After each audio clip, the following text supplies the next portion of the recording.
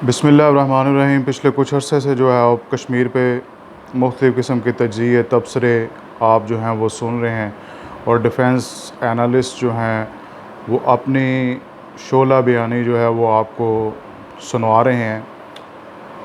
तो मेरी नज़र में हुकूमत पाकिस्तान को चाहिए कि वो जनाब हामिद मीर साहब की सरबराही में एक कमेटी बनाकर जो है वो इंडिया रवाना करे, जो कि नरेंद्र मोदी से जो है वो मुज़ाकरात करे। क्योंकि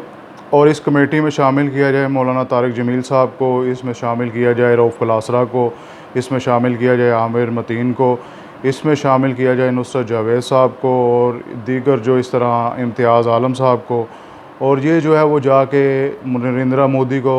ये कायल करने की कोशिश करें कि हमने तो अमन की आशा का बहुत चूरन बेचा है, तो लिहाजा हमें क्षमा करो और अमन की आशा का जो है वो झंडा बुलंद करो, और ये जो है मसला कश्मीर इसका जो है वो पुरअमन हल निकालो। और मौलाना तारिक जमील साहब उसको जो है वो कायल करें कि जो है इस्लाम जो है वो अमन का दर्स देता है, इस्लाम जो है वो अमन का दर्स देता है। और रऊफ़ कलासरा साहब जो है वो नरेंद्र मोदी को ये कायल करने की कोशिश करें कि जनाब फ्रांस, जर्मनी, इंग्लैंड इतनी खून रेज़ी के बाद जो है वो आपस में उनकी जो है वो सरहदें जो हैं वो खुली हुई हैं, बार्डर उन्होंने खोले हुए हैं, तो हम मतलब क्यों कश्मीर को लेकर जो है वो एक दूसरे के साथ दस्तो गिरेबान है। मसला कश्मीर का जो है हम बैठ के पुरअमन जो है वो हल निकालें। अल्लाह ताला के फ़ज़ल व करम से ये हमारे ये जो सो कॉल्ड जो नीम दानिश्वर हैं, इन्होंने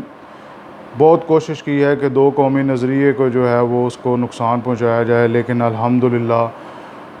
दो कौमी नज़रिया जो है वो पहले से बेहतर तरीके से जो है वो उभर के सामने आता है। आज जो मुसलमानों की जो अक़लियतों की हालत इंडिया में है, हिंदुस्तान में है, हमें ये लोग ये दानिश्वर जो है नीम दानिश्वर ये टीवी पे बैठ के हमें ये दर्स दिया करते थे कि हिंदुस्तान एक सेकुलर स्टेट है। तो सेकुलर स्टेट का जो है भांडा बीच चुराहे के जो है वो फूटा है। तो आज जो है वो कश्मीर में जुल्म व सितम के जो है वो मज़ालिम जो हैं वो ढा रहा है, और यहाँ पे जो है ये अमन की आशा के जो है वो तिरंगे लहराते थे